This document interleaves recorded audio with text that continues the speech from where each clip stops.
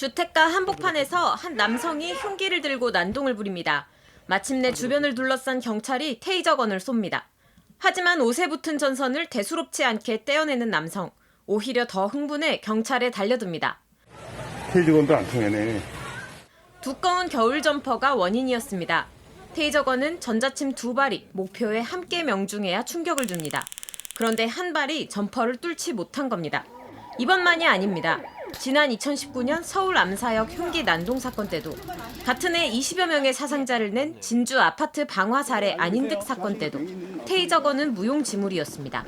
두꺼운 옷 때문에 2발 중 1발만 맞아서 이유는 항상 비슷했습니다. 경찰은 테이저건이 실탄보다 값이 비싸 훈련이 어렵다고도 말했습니다.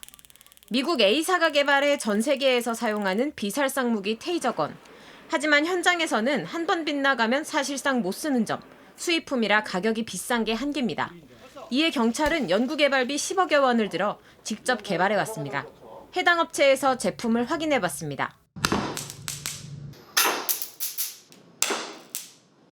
단발 기능만 있는 거에 비해서 저희 제품은 3연발 기능을 갖추고 있는 연발 기능을 갖추고 있는 제품입니다. 한 번 안 맞아도 바로 다시 쏠 수 있다는 겁니다.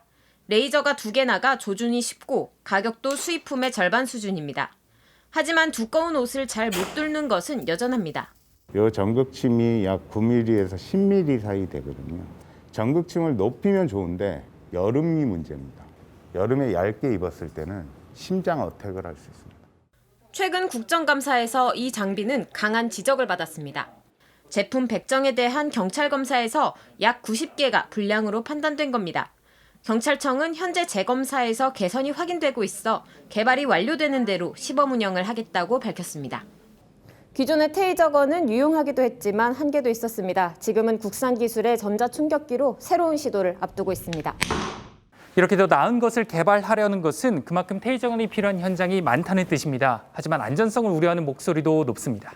지난해 5월 콜로라도주, 경찰이 한 남성을 제압하기 위해 테이저건을 쏩니다. 남성은 고통을 호소합니다.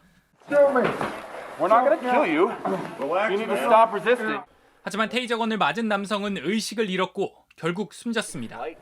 테이저건 사망 사고는 한국에서도 있었습니다. 지난 2017년 합천의 한 병원, 주차장에 멈춘 구급차에서 40대 A씨가 실려 나옵니다. 정신질환을 앓던 A씨는 병원 입원을 거부하며 흉기를 휘두르다가 경찰이 쏜 테이저건에 쓰러졌습니다. 하지만 의식을 회복하지 못하고 사망했습니다. 2005년 테이저건이 국내에 들어온 이후 검거 과정에서 나온 첫 사망 사례입니다. 테이저건을 만든 회사는 실험 영상까지 올려가며 테이저건은 근육을 일시적으로 마비시키는 기능을 한다고 홍보합니다. 사망 사고와 테이저건의 직접적인 연관성을 인정하기 어렵다는 겁니다. 하지만 사망이 매년 이어지자 가능하면 가슴 부위를 조준해 사용하는 것을 자제해달라고 했습니다. 치명상을 가할 수 있는 부위가 아닌 비교적 상대적으로 안전한 것을 향해서 쏘게 한다든가 이런 훈련을 더 많이 시켜서 사고 위험을 줄이는 것도. JTBC 서준석입니다.